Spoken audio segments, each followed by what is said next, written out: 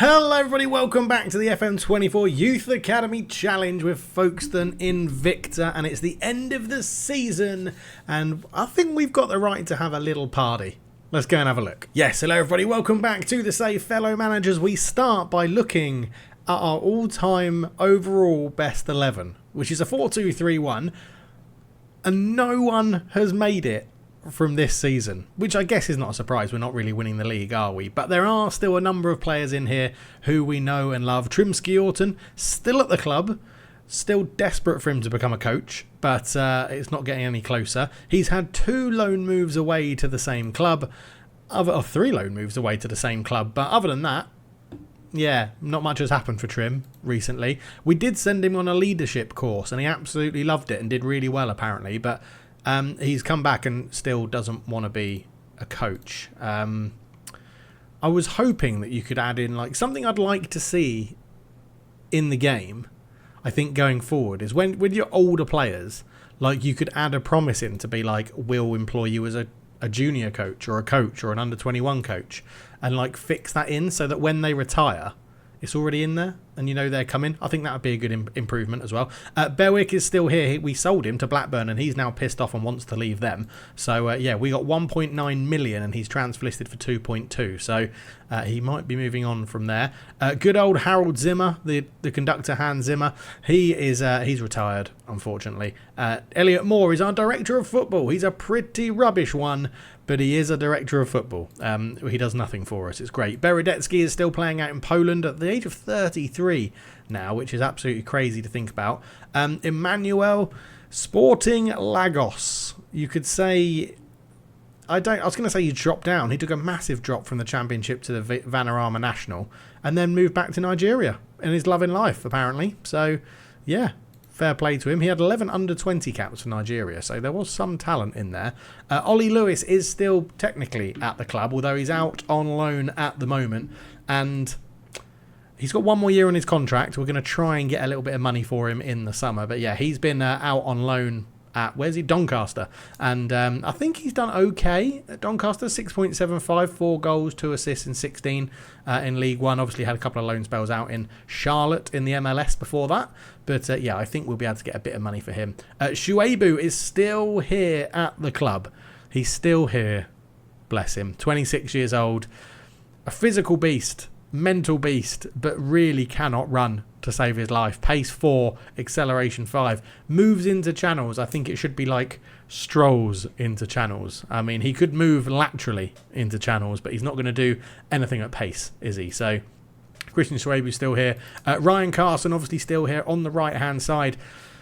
Power BI, by the way, there will be a video coming out hopefully early next week for members and then later in the week for non-members to the YouTube channel about Power BI. I never released version 1. Version 2 is an absolute banger. I cannot wait to show it off, so there'll be a video about that. But anyway, in the Power BI, he actually still comes out quite well because of his amazing pace and acceleration, but his technicals are quite rubbish now that you look at him, and he's pretty much reached his potential as well. So Ryan Carson's definitely one we'll keep an eye on moving forward into next season. And then Massimo Englefield up front, still unbelievably good. I just don't understand. There was a few comments before in old videos saying I think it's time he got dropped. He is unreal. He is so good for us. Al Nazir want him. Saudi Arabia want him. Luckily, he's only got a release clause for clubs in the Champions League. So if he goes to Saudi Arabia, we'll get a big ton of money for him. But I mean, he loves important matches. He's a consistent performer. The fans love him. Great personality as a leader. Only negative is a competitive streak and that he's one-footed. But that, I mean, he is unreal. He is so good. And if we do sell him, I'll miss him. But if we do sell him and get a bucket ton of money, then it will set us up for facilities for the foreseeable, won't it? Which is good. But that is the all-time best 11. Substitutes, Kai Alsop is on there as a sub, by the way. Completely retired from the game now. Blair Gemmell is on there. He's retired. Blair Gemmell. He was an absolute hero for us. He's retired. He didn't find another club. That's sad. Louis Collins, Paulinho Balberia has made it in there onto the subs bench. Another one who has sort of, it looks like he's hit his peak, to be honest, but not too bad. Louis Collins up there as well. What a player he was for us as a striker. Junior Ward, remember him? He's still available. He's at Hungerford. He's transfer listed by Hungerford. That's bad. Adam Cross is still at the club. Again, another one, not too sure how long he's going to be hanging around for. And Krzysztof Piekarski, the Pie Man, in goal, playing back in Poland still. Glad he's still playing, 29 years old. But anyway, that was a look at what it looked like for the previous years. The best 11 is what we've just gone through where they are now. But the season review is here. And the reason I say we can probably have a little bit of a mini party is 14th in the table, 46 points. That is so much better than last year. Only a minus 20 goal difference, so we really did well there. 16 losses, 10 draws, 12 wins. We picked up quite a few wins as well. Playing at the David Platt Stadium seemed to help us. We picked up a number of wins at home at the David Platt Stadium. But yeah, 14th, so very comfortable come the end of the season. Vale, Reading and Leicester go down. Liverpool win the league, Man City 2nd, Arsenal 3rd, Newcastle 4th, Chelsea 5th, United 6th and Southampton in 7th. So there you go. The biggest win was a 4-1 win over Reading, and we got O'Hara sent off in the 33rd minute. 2 goals coming in the 90-plus minutes there. The match to remember, the home draw against Man City, 2-2. What a game it was. Normally, Football Manager gets this shit wrong, but that is pretty good. That I do remember that one. And goal of the season, as ever, was scored in a defeat. Always seems to be the case. But Lumanza scored an absolute real goal. I think he came 2nd in goal of the season, actually, as well, with that one. But you can see reputation stayed the same. Sponsorship's gone up. Broadcast revenue's gone slightly down. Corporate competition prize money's gone up. And matchday commercials gone up as well. Englefield, number 1 shirt seller. Joseph at number 2. Well, is it number 2, 3, 4, 5? I've always read it as 1, 2, 3, 4, 5. But I think it might just be the one that sells the most. And then nondescript 4th best next, which is Barnes, Carson, Kuedu and Joseph. So nice. We lined up in the 4-3-2-1 Christmas tree more often than not this season, which is a surprise. Something else we'll get onto in a minute with formations as well. Haynes in goal, Taylor, Reese, Gardner, Lucas Hull, Carson, Johnson, Balberia, Joseph, Kuedu and Englefield leading the line, which was pretty good. And here we go then, Club Awards. Massimo Englefield Fans Player of the Season with an average rating of 6.9. John Perry Joseph was the Young Player of the Season with an average rating of 6.9. Lumanza got Goal of the Season. Top goal scorer was Massimo Englefield with 19. Kader Kuedu had the most assists with 12. John Perry Josephs won the Most Player of the Match awards with 3. Anthony Haynes was the highest rated with 7. And Ben Rees had the most passes completed per 90 minutes with 59. We didn't win any awards for the Premier League, which I think is a little bit disappointing, to be honest. But most league goals by a player was a new record. 178 goals scored is a new record for Folkestone Invicta in the league, and it's done by 26-year-old Massimo Englefield. So if he hangs around, he'll be absolutely smashing his own record again and again and again. Luke Berwick was our highest transfer fee ever received for 1.93 million, and the fastest goal over 12 seconds went to Massimo Englefield as well, which is pretty nice. And that is everything, because the timeline is pretty rubbish, isn't it? So if you care about the supporters profile, there it is. I don't think it means absolutely anything in the game, but there you go. Performance analysis, the club, we'll accept the current vision. We're not going to change it, are we? Squad dynamics looking good. Dressing room atmosphere is excellent. Managerial support is excellent, but apparently just slightly going down. Not sure about that. Let's chat to the players for next season. Thank you all for coming. I wanted to take some time to gather our thoughts at the end of a long season. I've got nothing else to talk about. Cheers. See you later. It's like, come in, lads. Come in. Like, I want to talk to you. Great season. We did really well. Right, now fuck off and go on your holidays. Language, David. Language. Sorry. I'm very excited. My wife is coming back today from a month away. And over a month, actually. It's about 6 weeks. And it's the first time I'm going to see her face-to-face in 6 weeks. In about 20 minutes. So I'm quite excited by that fact. Squad end of season break has happened. And we will be going to Singapore, because I always go to Singapore, because imagine in real life if Folkestone Invicta could come to Singapore. It would be amazing. As a Premier League club, I don't expect them to do it as a Ishman Premier League team, of course. But the season was very good. Very good. Now, I'm not going to touch on the Power BI in this episode. As I said, version 2 is banging. I'm very excited about it. I've got to do some final finishing touches this evening and on Saturday, and then I'll be recording the new video for it on Sunday, and then hopefully getting that out for members on Monday or Tuesday, which I'm very excited about. If you want to become a YouTube member, just do it down below. Press that join button that's down there. I think $1 a month is the cheapest it can be, and then you can pay to get your name in the game. And if you want your name in the game, you just got to let me know, and I'll put it in when there's an intake coming up at the right level. But now that that's all done, this is absolutely everybody. You can always tell when I've been messing around with the Power BI because I load up absolutely everybody at the club so that I don't have to do it for each squad. But contracts expiring then, 2044. The top 3 will all definitely be going. That's not a problem. I think Beanie, Volsky, I think will go as well, although he does still have some potential that he can grow into. I just don't think he's developing at the right level. You look at him and you don't think Premier League player or potential, do you? So I think he'll be going as well. Craig White, we've never even really mentioned, but you can see all the people that are running out of contracts, which is all of these people here, are generally not very good. They're generally not very good. They generally don't have very high values. And I think that's something you can always use as a sort of barometer around your club and who to go. So Jason Lynch potentially has a bit of potential as well. 18 years old, has acceleration and some pace, which is getting better. His crossing is getting better. We might keep him around because he's 18 and he hasn't got a bad personality. So that's not too bad. We got someone with high value there, Ty Cody.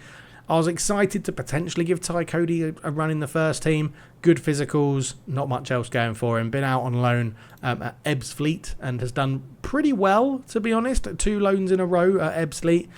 Both seasons going pretty well, but that is quite a drop-off from the Championship. So, don't know. We'll probably let him go, to be honest. But, yeah, not too bad. And everybody else still has a contract going, so if they've got a contract going, I don't want to keep them, they will be sold or released or begged to leave or sent out on loan or something like that. But what we've got here, in fact, if we do it by potential, because I think in the Youth Academy save, potential is a better thing to sort of judge by. What is great is we've got a number of youngsters coming through with incredibly good potential, like who have come through in the last 2 or 3 years from intakes, and from the ages of 15 to down here, well, that's 26, 15 to 20, even if we look at James Barnes. Like, that is a good group of people with incredibly good potential who we need to make sure they're getting game time next season. Interestingly, amongst them is Ben O'Hanlon, who we haven't really touched upon or spoken about. He was brought in last season, through the youth intake at 16 years old. Really needs to improve, but I think maybe a year in the youth team and then bring him up, and I think he's gonna boom as he goes up, because you can't have that much value wherever he's gone. You can't have that much value of up to 9 million with those attributes without having really good potential. So yeah, I do think that's one we can keep an eye on there for sure. But yeah, all these players are looking good. John Perry Joseph definitely will be getting more game time next year. He's sort of been in and out of the first team this one. He's made 31 appearances this year. 29 of them as starts actually, and 2 off the bench, and got a 7.01. So we're definitely going to be fitting him into a formation that we can use next year. But yeah, really happy with what we've got coming through. But at the other end of the spectrum, we've got a lot of people here now that are just, if you're judging by the star ratings, even here, right, this is 2.5 star. And a lot of them aren't young. They're not like 18, 19. These are 23, 24-year-olds we're looking at here.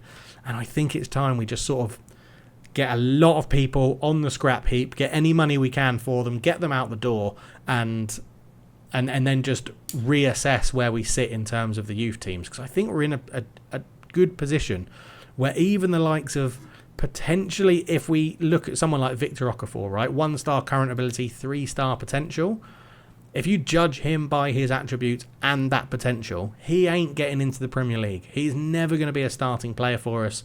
So don't waste our time with him. Bin him off and let him potentially go and have his career somewhere else. I think we're back at that point in this save. We've been in the Premier League for 2 years. We've survived for 2 years.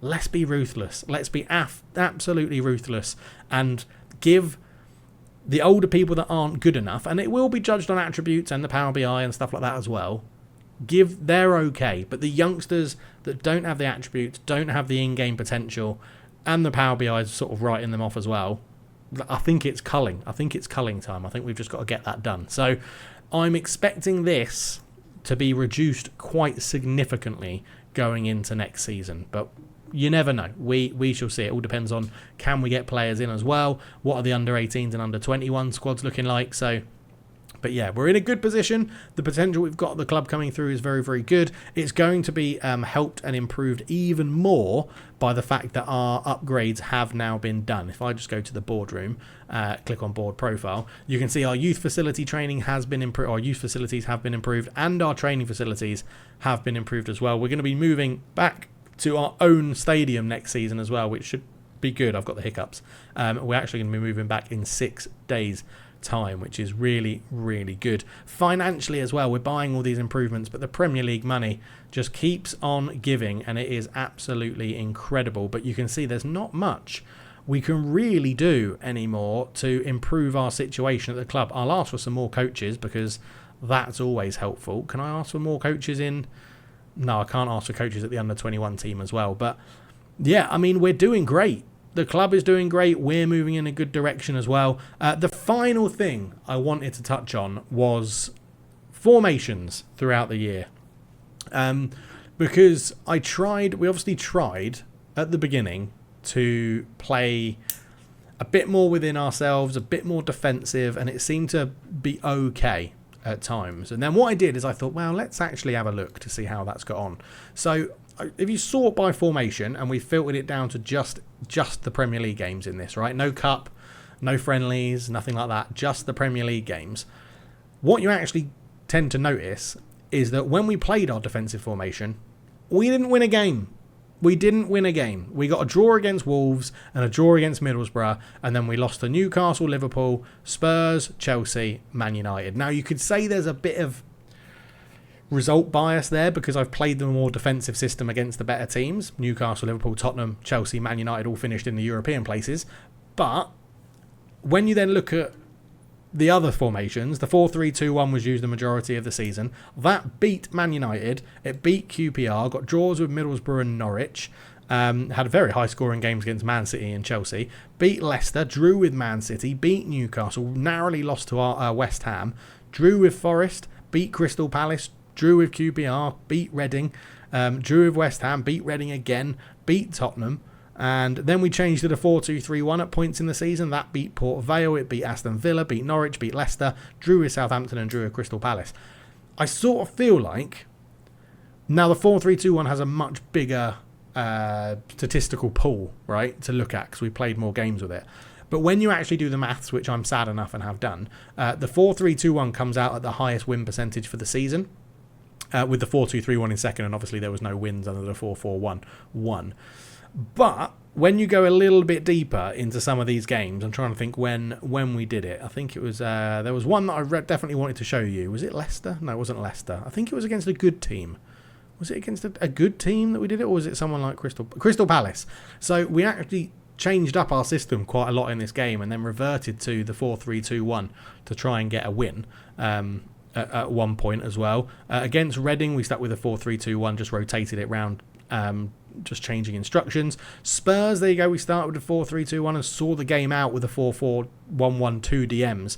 So I'm wondering if we do keep all these in rotation, but we generally look at the 4-3-2-1 or the 4-2-3-1 as the starting formations, and then use the 4-4-1-1 to sort of see out the game.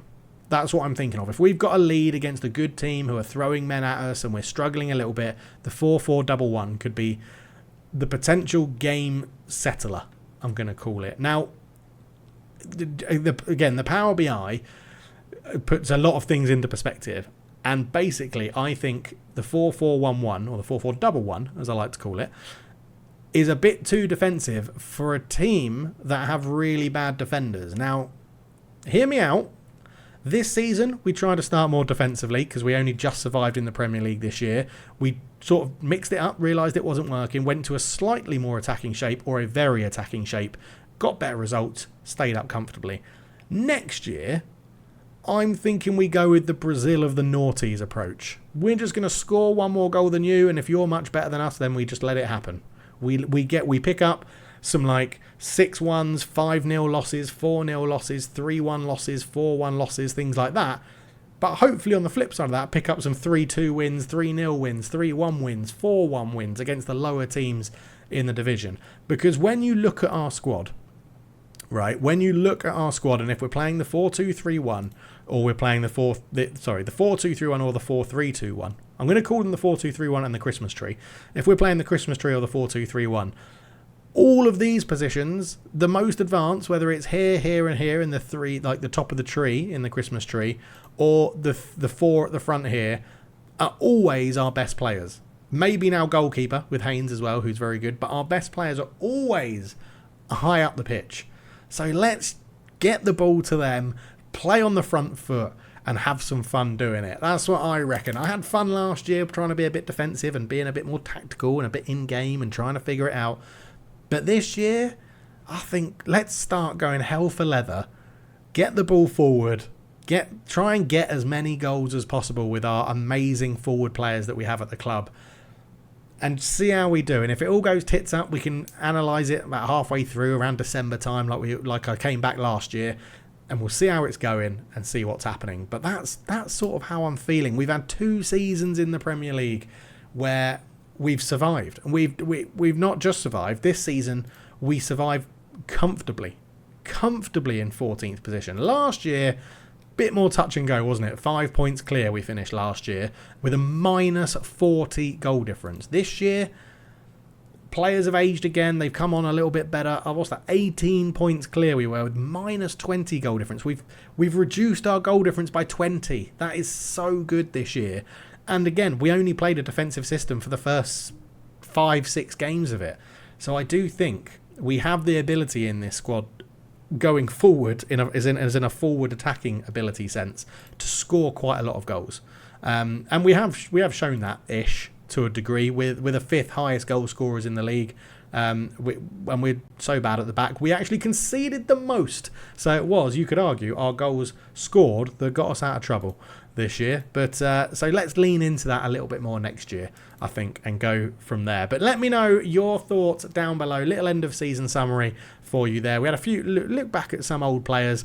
We had a little look forward into the future as well, and a little review of the season. I hope you enjoyed it. We'll be back next week on Monday with another episode, and I can't wait to dive into the next season. When we start pushing those Europe places, that's when it gets really, really interesting. A first couple of seasons in Europe is always good fun. So, yeah, let's see how it goes. But thank you so much for watching. I shall see you in the next one. Take care. Have a good weekend. Speak to you soon. Cheers.